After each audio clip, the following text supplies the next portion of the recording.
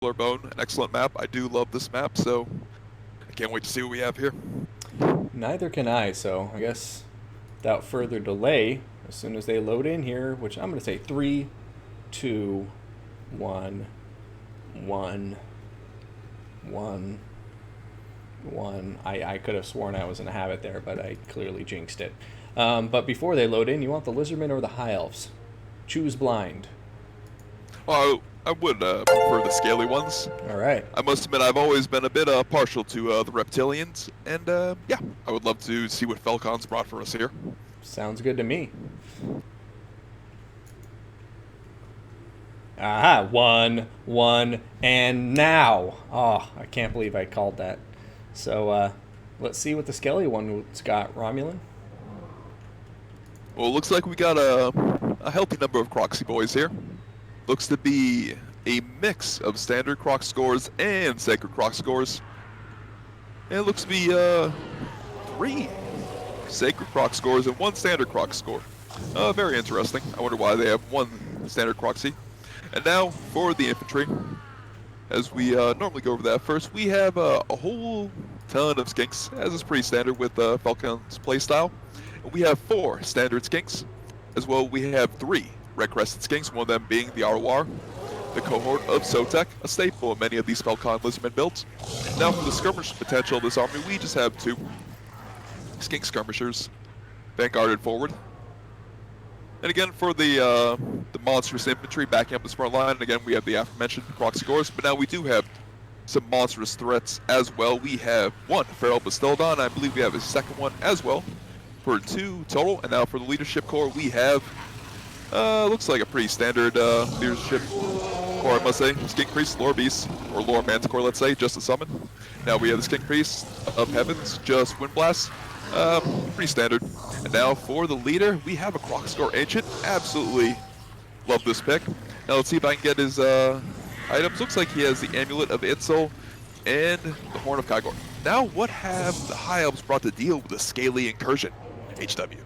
Great question. It looks like ODM Loupi in red is going to be relying on cab focus build here. We are going to see 4 Silver and Guard, so, you know, maybe not the most in quantity, but very high quality infantry on the field right here. We have 2 Silver Helms with shields backing up the Silver and Guard right now. We're going to see another 2 Silver Helms, or sorry, 1 more Silver Helms with shields and a Dragon Prince. And then we're going to have Rahagara's Pride, the War Lions of Trace ROR. We got Imric and a Mage of Life. The Mage of Life on a horse will have Earthblood and Awakening of the Wood, while Imric will have the Starred Lance, the Dragon Horn, and Lord of Dragons? Yes, the Star... I got it! But yeah, I think that rounds out the High Elf forces. No missiles to speak of, so they're just going full-on cycle charge the Lizardmen to death for their build. My goodness, HW, yeah. The Jade Wizard, the Mage of Life leads the charge. The bravest of all these elves, and yet it seems to have suicided itself. It's a very precarious position, and this may have all gone pear-shaped so quickly for the High Elves. And now they're pouring into the engagement. They know they have to go for it, but without the Mage of Life, the linchpin, the power multiplier, is this all lost already, HW? I guess we'll have to see. I mean, the Dragon Princes look like they're coming around desperately trying to get in the backline to save her, but yeah, this is just not looking like the High Elves are off to a good start. An absolutely devastating misplay to lose your heals within the first minute of the battle. We'll see if she can somehow get out, but at this point it looks like she's pretty much dead to rights. Absolutely, a very precarious position, and it looks like the War Lions are now routing, a terror route going down this massive flank overload for the Lizardmen. They may steamroll their way to victory, and now Mage of Life is shattered. My goodness, no magic for the High Elves now, HW. It looks like it may indeed be lost. I have to say I'm agreeing with you right now. Just looks like the Cab also isn't too well suited to be dealing with all these Croc scores. And without heals, it's just going to be a slippery slope to doom here. And Felkon just coming out with the straight-up knockout punch in the first round. You know, if this is a UFC match, just Conor McGregor coming out and knocking somebody out cold. Like, not to downplay, you know, the skills of Loupi or anything like that. I just think that was such a tragic misplay there, where the the Mage of Life just got killed without really doing anything at that stage of the battle. And of course, that applies the pressure, the tilt, and it looks like the High Elves just kind of charged into their deaths from there. Absolutely, to go on the analogy of someone dropping their hands or someone leaning into a knee. It's just a strange misplay, a massive misclick, and what's really precarious about the whole thing is the Mage of Life was the one to lead the charge. It was the first elf in combat, and that most certainly is not ideal in really any situation. Yeah. No, tragic stuff, and especially because we've seen earlier too, I believe it was Loupi using Emmerich to get some very, very impressive victories against the Empire, I believe it was. But yeah, right now it's just not going to pay off, especially without those heals. Emmerich is going to be, like you say, the force multiplier is gone for the High Elves, and the balance of power just seems to continue going further and further out of their favor from here. Especially in a build where you bring a few War Lions. One great thing about War Lions is massive damage output, AP damage, but again, low armor, not the most HP. You really need healing to keep them in combat, and against all these proxy boys, Feral Bastillodons, without that AP and them shattering so quickly, yeah, definitely going to be tough. And power multipliers always need it. When it's lost, it's going to be very difficult in any situation. I mean, I do want to give credit here that, you know, he's routing some Croxigors. He's gotten a lot of damage in, taking care of the Skink Priest of Heavens right now. The Silvering Guards are holding up their end of the bargain for sure, and Emmerich has done some nice work, but yeah, just too little too late. Sorry, I he's feel still like fighting it out, trying to get some good charges. No, he, he's still trying to get some good charges. Absolutely, we should give him some credit. It's could be a very tilting moment to lose your caster so early. Oh, so just fighting it out, we have to give him some credit here. He's scrapping through the last bell, and yeah, there we go. Looks to be army losses, and as you said earlier, decisive early blow for Felkon, and we'll see what Loupi can do to claw his way back here. Yeah, absolutely. I mean, he's got to keep his focus. Can't let it get to him. And to be clear, when it's a mistake like that, I don't think that's usually a sign of just like, it can be a sign of low-level play if it's like clearly somebody just doing that every time. But even at the top level, a single misclick, a unit just happening to have a unfortunate charge that gets it slightly separated from its own friendly units, that just can happen. And that's just the random nature of the game that I think also makes it so unique as far as strategy games go, because that, you know, can happen. You know, you can be in an actual battle and your general just gets killed by a rock being thrown at his head or something. So stranger things have happened. And just want to be clear, I don't think that's a reflection on Loupi's play, because we clearly saw him execute a Wood Elf and a High Elf build earlier. That was just absolutely some of the most crazy micro I've ever seen, but even the best can make mistakes. Any preference on which faction you're going to take? Well, I would like the Beastmen, but I did just get here. I can't take... Although you like the High Elves now, too, don't you? So I like them both now, yeah. So I'm easy. You get the Beastmen, my friend. Let's remove the army blocker and get back into... Oh, my goodness. This is going to be a wild one. Oh, bless you. Thank you very much. Hope I didn't blow out your eardrum, but what do the Beastmen have for us here? What a strange build. Strange build indeed. Now for the infantry corps, it is small to say the least. It's just 3 core herds with shields, and that is the entirety of the infantry force. But now moving on to the mobile aspects of this build and the skirmish potential, we do have 4 Centaurs with throwing axes. It's heaps of AP right there. And now we also have a standard Centaur with great weapon, excuse me. And now 2 Chaos Warhounds backing them up. Also, we have 2 Minotaurs with great weapons. It's a glorious unit. A massive 2-handed axe. The angry cow people. Chat, the angry cow people. Now for the leadership. It's pretty standard. We have the Brace Shaman. Oh, interesting. Brace Shaman of Wild. He has Savage Dominion, Prey Scream, and Vile Tide, as well as the Jagged Dagger and the passive, which is Bestial Surge. And of course, we have Morgar. He has a standard kit, the summons, as well as Rally. And that rounds out the Beastman force. What have the Elves brought to deal with this beastly threat, HW? Well, it does look like Felkon is going to be bringing his trademark dragon. He does love his dragon player. I remember him once saying, I don't main factions, I main dragons. Now, Illyrian River Archers, including the Heralds of the Wind with their very high speed at 105, I believe, going to be out here trying to skirmish the Beastmen. We're going to have Dragon Princes. It appears 3 of them moving up on the left flank in the forest. Clearly going for one of those oblong formations, just trying to overwhelm the left flank by the looks of it. We have a Lariel the Radiant up in the air, but more on her soon. And then we're going to have Spearmen down here on the ground. It looks like just 4 High Elf Spearmen.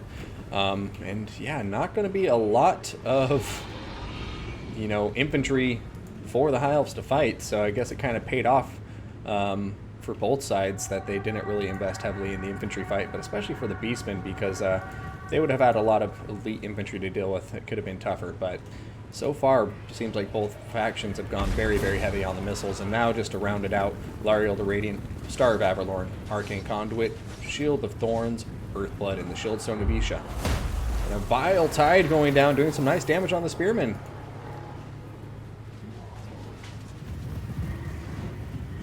Oh, Sigor. There you go. The Dragon Princes emerge from the forest. And now the Beastmen are trying to work the left flank, get around the Spearmen, and maybe get a couple cheeky charges here, but we'll see. Whilst the Dragon Princes do the opposite, and they're trying to work the right flank of the Beastmen. But now it seems like everything will come down to a couple massive side shot from the Sigor. But everything may come down to a couple good charges from the Minotaurs or the Dragon Princes. Yeah. If the Minotaurs can get some good work in from some Dragon Princes, things may go well, but don't be mistaken, folks. If a Minotaur takes a Dragon Prince charge to the face, they won't like that. They'll have a very bad time. Now, that they will. Player. I mean, one of the Gorherds getting eliminated expertly on the flank, and yeah, it just seems like Felkon's doing a really good job. I mean, most of the Gorherd are already dead now. Yeah, it looks like he's about to crop the center, but the Centaurs are working on the left flank. They're doing all right, but if these Centaurs get caught, though, it could be dire straits for the Beastmen here. Essentially, these Centaurs are probably their win condition. They can stay on line and get some damage done. They can be in a good position, but yeah. Already terror routing HW.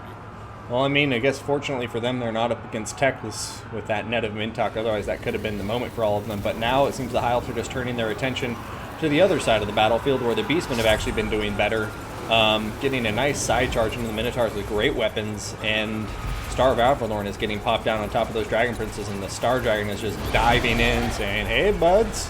And Balance of Power, though, going straight to even, if anything, getting a little bit High Elf favored after that big charge into the blob. So these Minotaurs' days seem numbered, HW. They're taking good damage over time, and without Minotaurs, it's going to be tough. Yep. They have nothing to put down the dragon, and it's all on the Centaurs, but this could be a big grab for the Beastmen, getting both Lyrian Reavers. We'll see, though. Lyrian Reavers might get the safety, and that's big there. But, I mean, yeah, they got the poison on them. They might get caught here. That could be a big loss. Maybe a chance for the Beastmen to claw their way back, but there we go. One Minotaur's routing, the other below half health. It's very susceptible to Terra now, and that's the problem with these Minotaurs here. They're inevitably going to get Terra routed. But yeah, the Illyrian Reavers are caught. Maybe the Centaurs can rally, find some ground. I mean, that's a lot of throwing axes. That's so many Dragon Princes still no HW. Oh yeah, that's the Dragon Prince is still on the field. It's just not looking good. And now, I mean, Morgor, he's by his lonesome. These Chaos Spawn are about to time out, and Star Dragon versus Morgor, I don't think I've seen go Morgor's way. Absolutely. And now the Centaurs finally got caught by the Dragon Princes. They got sandwiched between the Illyrian Reavers, and the Beastmen are struggling to find ground, and it seems like it's going to be a decisive throw for Felkon here. I think so.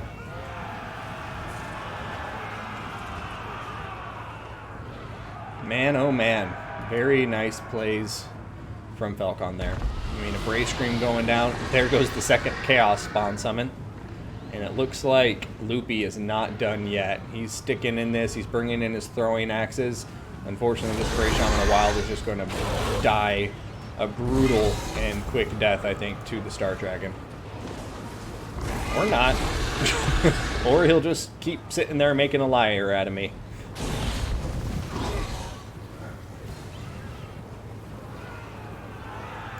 Yeah. They may be scrapping till the end here, but again, it seems like, yeah, opening engage Felkon, and he just rode it to victory. Yeah. The poor Beastmen HW. Send it to Gore built back on the menu. Indeed it is. I mean, that was a tough one. It was a tough one to be sure. And they GG. Solarian Reaper Well played. Archers seem to be an excellent pick here. They really are an ideal counter to units like Centaur's throwing axes, and it's nice to see the Heralds of Flint unit you hardly see. Yeah. But in this matchup, nothing can really catch them. Poison is the only hope for Velkon has. I mean, there are a few slopes, but for the most part, without extra variables, they'd be impossible to catch by any Beastmen unit. Great game, and Felkon's going to be moving on. Loupi's down to the loser bracket. Some really good charges with the Dragon Princes there. Yeah, the charges 92, for them were 129, impeccable. 79 kills. Absolutely. And that's what Felkon does so well. It's nothing new. It's not a surprise to see him push hard on the left flank. You know, really try to just refuse the right flank engagement and push the left flank as hard as he can. But what's always impressive is he knows exactly when to turn hard right and charge into his opponent, who is usually pivoting to, you know, redress his formation and face the hard flank that Felkon's doing. But he's just so good at knowing that specific moment when it's like, okay, now turn. And just whether it's in the center of the formation or far out on the right wing of his enemy, he just, every time he pushes in, it seems like he just knows when to do it. And he gets those huge routes, he gets that huge damage. And he just, I don't know how he always seems to do it so consistently. I mean, do you know what I mean? Is what I'm saying making any sense? Absolutely, he just has that sense. It's a sixth sense, essentially, just knowing that moment when the enemy is in a bit of disorder, when it's just a prime time. It's so many factors, really. Maybe the infantry is still trying to get into formation and line up. Maybe there are a couple mobile units on the move being microed elsewhere. Maybe you can tell that the player just simply isn't paying attention to that one specific unit you want hit, and that's the big thing. Just hit one unit and then roll the flank, or just get a quick advantage. Yeah. And it is just that sense of feeling it. It's nothing that you can really just grasp. You have to watch the battle unfold and just know that prime moment. You know, when the sun shines through the trees,